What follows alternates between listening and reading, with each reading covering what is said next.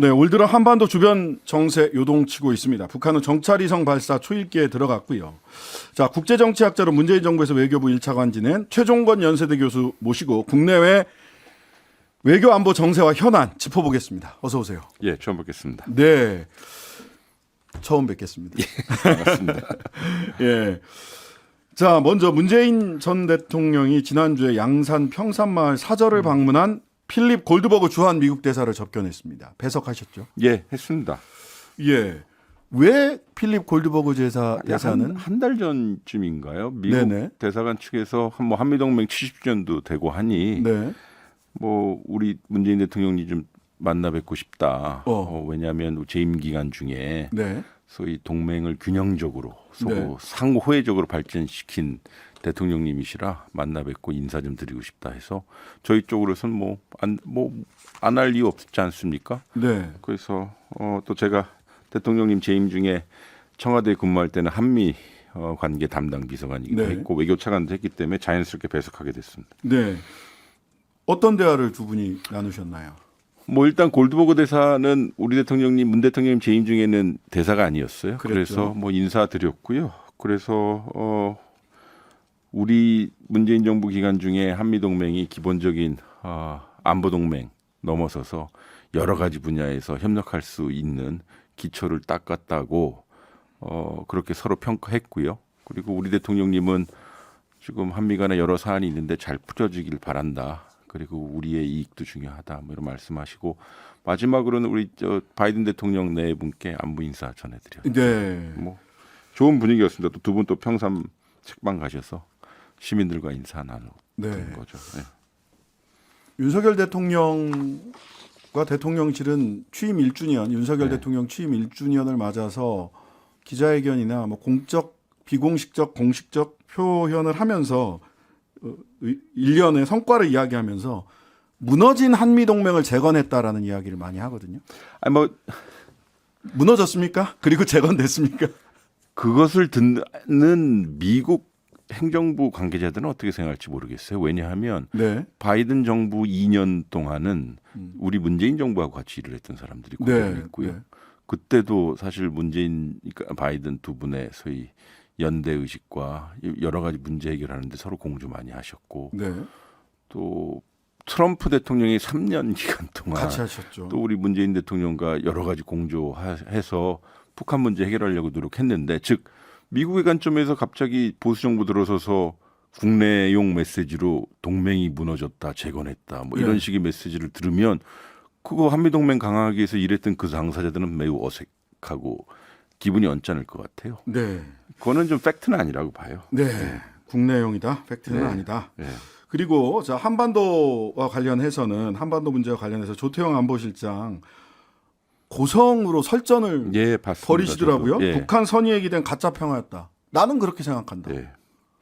아니 뭐 거기에 제가 덧붙이자면 또 이렇게 말씀하셨어요. 안보실장께서 지난번 정부에서 지난번 대통령이 국제사에 다니면서 북한의 비핵화 의지가 있다고 보장하면서 제재를 하지 북한에 말아달라. 대한 경제 제재를 먼저 해달라고 제재를 먼저 면제해달라고 풀어달라고 발언하셨는데요.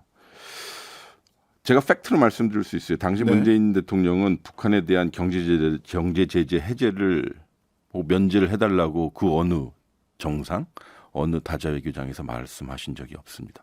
그것은 제가 그렇게 말씀드려도 했고 네. 또 당시에는 우리가 제재를 워낙 잘 지킨 나머지 네. 우리 국내 진영에서도 왜 이렇게 제재만 신경 쓰냐라고 오히려 비판을 받았었고요. 네. 대통령께서 그렇게 상대방이 읽히시도록 발언하신 적이 없기 때문에 제 생각에는 조태영 안보실장이 가짜 평화를 논하기 전에 가짜 뉴스를 먼저 이야기한 것입니다. 네. 저는 그 부분에 되게 마음이 안 좋고요. 네.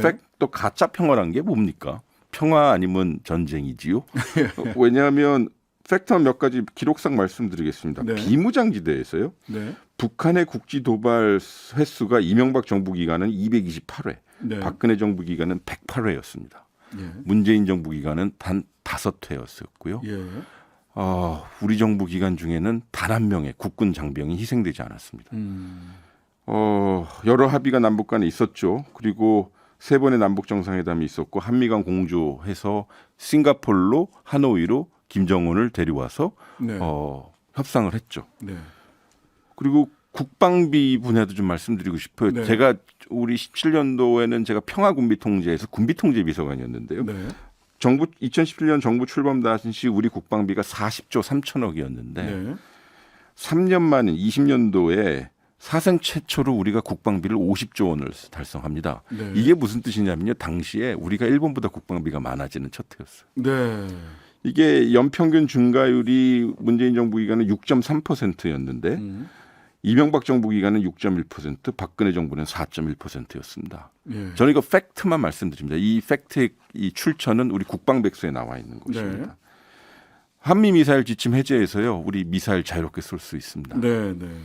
그리고 비핵화 의지에 기댔다라고 하는데 의지는 상대방의 의도는 늘 변하는 거 아닙니까? 그렇죠. 중요한 것은 그 의지와 의도가 변하지 않게 지속적으로 협상하고 계속 시그널을 보내서 소위 예방 외교를 하는 것인데 네. 상대방이 거짓이라고 이야기하는 것이 윤석열 정부가 추진하고자 하는 대북 정책에 얼마나 도움이 될지 모르겠습니다. 네. 자, 선의에 대한 가짜 평화라고 네. 하는 말씀에 굉장히 네. 예, 이 팩트로 반박을 예. 해주셨습니다. 예. 자, 그럼 일본 관계, 예, 대일 관계로 넘어가 예. 보면 앞에 뭐 사실 이야기해야 될 게 굉장히 많지만 네. 당면한 문제, 네. 오염수 방류 네. 이거 이런 얘기를 한단 말이에요. 문재인 정부 때도 방류를 허용하는 보고서가 있었다. 네. 그 다음에 아니 정의용 장관이 네. 오염수 방류에 찬성했다. 문재인 때도 그랬다. 요 논법입니다. 일단 일반론적으로 말씀드리자면 사실 우리 정부를 문재인 정부 전 정부를 탓해서 네. 요번 오염수 문제가 해결된다면 좋겠어요. 그래서 우리가 소위 희생물이 되면 좋아요. 근데 그건 팩트가 아니잖아요. 네. 어떻게 보면 이 오염수 문제의 기본적인 프레임은 네. 한일 간의 관계만 너무 중요하게 생각한 나머지 네. 여러 가지 한일 간의 문제를 제기하는 것에 대해서는 반일 프레임을 씌우고요. 예. 그리고 팩트보다는 윽박을 지르는 거 아니겠습니까? 네. 정확하게 21년 4월 13일로 기억하는데요. 네. 일본이 오염수를 방류하겠다는 결정을 공개합니다. 네. 그때 저는 외교부 차관이었고요. 예. 한일 간의 양자 관계를 담당하는 실무 담당하는 네. 차관이었어요. 그래서 외교부는 당시에요. 네. 대사를 주한 일본 대사를 초치해서 세 가지 조건을 외교경로를 통해서 이야기합니다. 네. 뭐 밝혀진 바와 같습니다. 그러니까 일본은 우리 국민의 건강과 안전을 담보할 수 있는 충분한 과학적 근거를 대라. 첫 번째. 예, 두 번째는 우리 정부와 어떤 결정을 하든 어떤 일본 정부가 어떤 결정을 우리에게 사전 고지하고 협의하라. 그리고 IAEA 기준에 맞게 검증을 하되 우리가 직접 거기에 참여를 해야 된다라는 것이었고요. 네. 그게 이제 정의용 장관이 4월 19일에 국회 본회의에서 그러한 발언이 나온 것이죠. 네. 즉 이러한 세 가지 조건이 충족이 된다면 이게 조건절 문장이었거든요. 네. 네. 그러면 반대할 근거가 약해지지 않겠느냐는 취지의 발언이었거든요. 네. 근데 일본이 지금 첫 번째 조건인 과학적 근거를 제시했는지 모르겠습니다. 지금 사실 말씀 처음으로 드리는 건데 지금 시찰의 문제 있고 검증의 네. 문제가 있지만 검증도 현장 검증도 중요하죠. 다만 중요한 것은 일본이 우리에게 제공해야 할 중요한 문서가 있습니다. 네. 그것은 자기네들이 검증을 하면서 사용한 그 오염수에 대한 데이터 세트입니다. 네. 네. 그러면 우리가 현장에서 현장에서 검증을 하거나 IAEA가 검증한 것과 일본이 자기네들이 생산한 데이터를 비교를 해보면 네. 이게 그야말로 정말 검증이 되는 거거든요. 네. 그럼 그 안에서 차이가 나면 왜 차이가 나느냐라고 이야기할 수 있어야 되는데 제가 묻고 싶은 것은 시찰이 과학입니까? 예, 침대가 과학이 아니듯이 예. 시찰도 과학은 아닙니다. 예, 그런 면에서 이것은 우리 바다의 안전에 관한 문제이고 네. 그 안전에서 우리 생계를 이어가는 어민들의 문제인 것이고 네. 그 어민들이 생산해내는 어패류와 해산물을 우리가 섭취하는 소비자로서의 건강 요구권인데요. 자꾸 이것을 정쟁화시키는 것도 모질라서 자꾸 전 정부를 소환시키면 그것도 왜곡되게 소환시키면 팩트로부터 점점 멀어지고 그러니까 전 정부를 소환하는 이유가 방류를 허용하기 위해서 전 정부를 소환하는 것으로 보여요. 막으려고 전 정부를 예. 소환하는 게 아니라. 그리고 기본적으로요 그 정쟁의 분위기라는 게 있잖아요. 네. 그러면 이런저런 우려를 제기하는 국민 여론을 절대 무시해서는 안 되는 거거든요. 이런 것들은. 네. 그럴 때는 가장 중요한 것이 투명성이 담보가 돼야 그렇죠. 됩니다. 그리고 투명성을 일본에게 요구할 수 있어야 됩니다. 네. 태평양 도서 연안국들도 그랬고요. 네. 심지어 EU조차도 안정성과 투명성을 확보한 다음에 네. 그것을 검증하게 해서 그리고 방류를 하려면 하는지라는 결정을 하겠는데 뭐 우리는 일본하고 가장 지리적으로 가까운 국가여서 보다 강도가 높게 요구할 수 있는 지리적 권리가 있다고 보는데 네. 그걸 자꾸 그러한 요구를 하는 야권 그리고 국민들 여론 언론을 환경 단체를 괴담 유포 예. 단체로 낙인을 찍어버렸어요. 예, 그거는 전 동의할 수 없어요. 네. 자, IAEA가 최종 보고서를 곧 제출을 합니다. 근데 지금까지 1차부터 4차까지 중간 보고서 나온 걸로 보면 네. 답정너 보고서 아니냐라는 네. 의구심들을 많이 가지고 있어요. 그래서 방류를 허용을 한다. 예. 그럴 경우에 우리 이거 뭐 정부에서는 이거 최종 판단에 따를 수밖에 없다라고 이야기할 가능성이 커 보이고 그걸 가장 걱정하거든요. 네. 우리 스스로 검증하고 우리 스스로 판단할 수 있는 기회를 갖지 못한 채 예. 이럴 경우 이게 뭐 정부는 어떻게 해야 됩니까? 가끔 그런 생각을 해요. 네. 우리가 그 자리에 있었더라면 네. 혹은 우리 정부 기관에 이런 일이 발생됐으면 궁금합니다. 우리는 어떻게 처리할 수 있었을까? 첫 번째로는 매우 강력한 항의의 메시지를 내야겠죠. 네. 국제사회에. 게다가 우리의 지리적 정책성이라고 하는 것이 가장 일본에 근접해 있기 때문에 그건 가당할 거고요. 두 번째는 일본 정부에게 투명성이 더 강화된 보장안을 요구할 수 있어야겠죠. 세 번째는 당장 우리가 주권국가로서 일본의 어패류를 수입하는 것을 뭐 이런저런 조치를 취할 수도 있겠죠. 네. 막아야죠. 막아야 되는 거가 있습니다. 마지막으로는 이게 국제해양재판소와 같이 네, 네. 국제사법 당국과 어떠한 조치를 취할 수 있는지 네. 이미 검토가 되었어야겠죠. 네. 뭐 이런저런 법률적, 정치적 그리고 심지어 제재적 요소까지도 같이 준비를 했어야 돼요. 제재적 예. 요소까지. 예. 어쨌든 가장 중요한 건 국민의 보건권이고 네. 그리고 국민을 안심시키는 이런 조치가 있어야 되는데 점점 어려울 겁니다. 네. 자, 전반적으로 윤 대통령의 외교 행보는 북중러, 한미일 이렇게 아직은 신냉전이라고 평가하긴 이르다. 예. 또는 신냉전 구도로 이미 편입돼 들어가는 거 네. 아니냐. 근데 그 소위 북중러, 한미일로 끌려 들어가는 소위 가치 동맹이라고 얘기를 하는데 이럴 수밖에 없는 우리는 뭐 미국이 주도를 하고 있으니까 세계 질서를 미국이나 중국이 한국으로서는 그 질서에 편승하는 거 말고 다른 방법이 없다. 어떻게 보십니까? 이런 저는 의견에 대해서. 뭐 그럴 수도 있다고는 봐요. 그 사고 체계에서는요. 네. 근데 그러면 우리는 왜 외교를 하고 음. 그리고 우리 주변국과 어떠한 관계를 설정해야 되느냐라는 스스로에 대한 질문을 해야 되겠죠. 네. 저는 워싱턴에 있는 사람들, 파리, 런던에 있는 사람들은 진영 논리 얘기해도 된다고 봐요. 왜냐하면 딴 나라에 살고 있으니까요. 네네. 근데 우리는 여기 살고 있잖아요. 네. 가장 이 세상에서 빠르게 성장했고 가장 시장 규모가 큰 중국으로부터 지난 10수년간 네. 경제적으로 많은 이익을 취해왔던 국가 아닙니까? 두 번째로는 러시아와 중국과 협력 없이 한반도의 안정과 평화를 지속시킬 수 있을까요? 즉 우리는 늘 강대국이 엮어놓은 국제정치를 소비만 했어요. 네. 그래서 분단도 됐고 그래서 전쟁도 하고 뭐 식민도 되었단 말이죠. 왜 한 번도 동맹을 활용하고 그 활용한 동맹을 통해서 북한을 끄집어 내려오고 협상을 하려고 하는 주도적 모습들은 네. 늘 정권이 바뀔 때마다 비판의 대상이 돼야 되는 거야. 네. 다시 한번 생각해보고 그리고 두 번째 포인트는 만약에 우리는 냉전이라고 생각해서 네.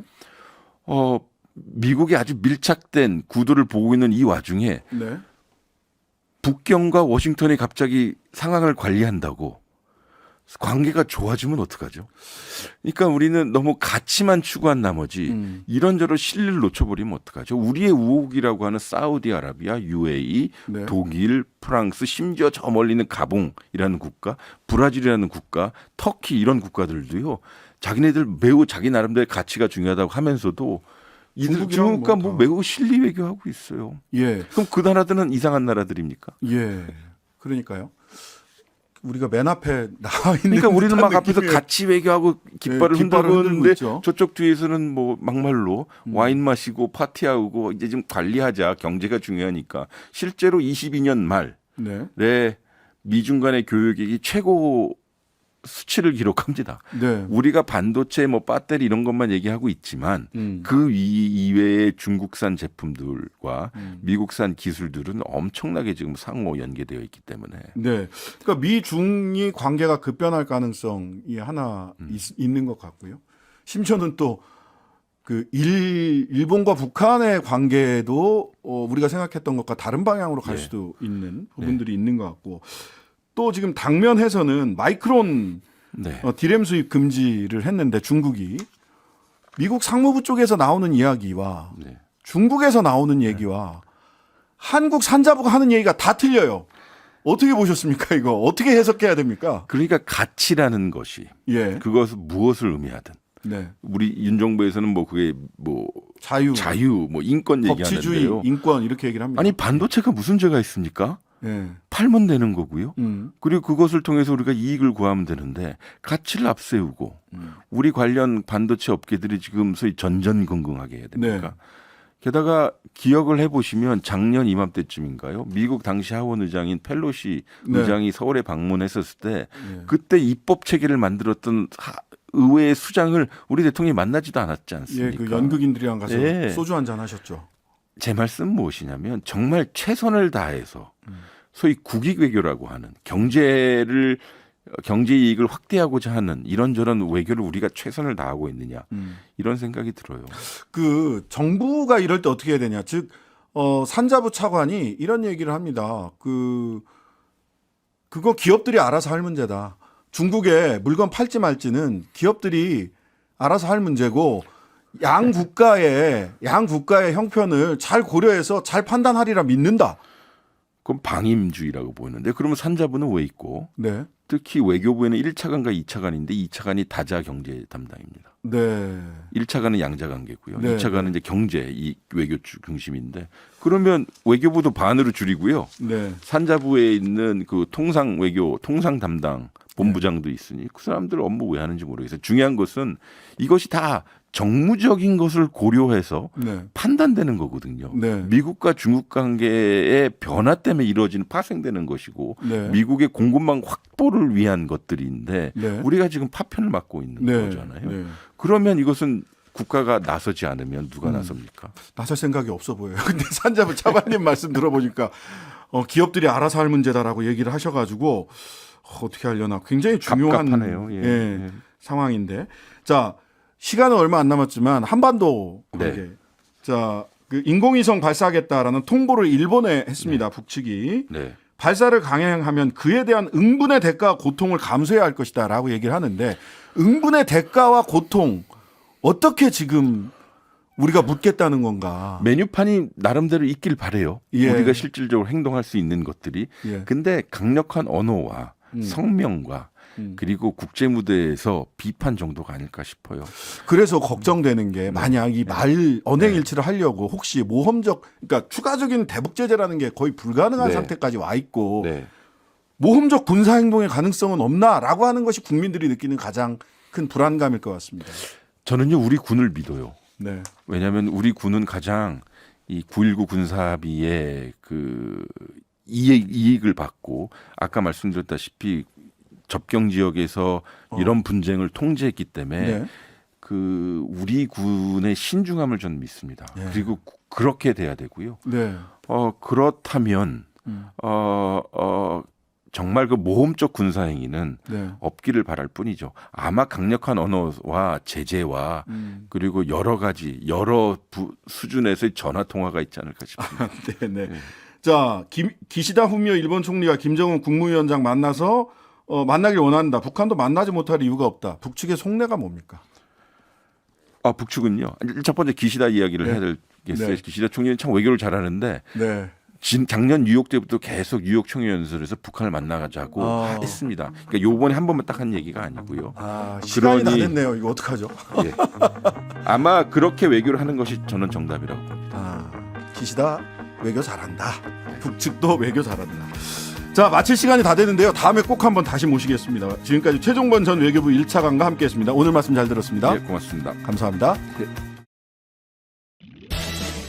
하루 종일 기다려지는 진짜 시사. 평일 저녁 6시 5분 신장식의 뉴스 하이킥.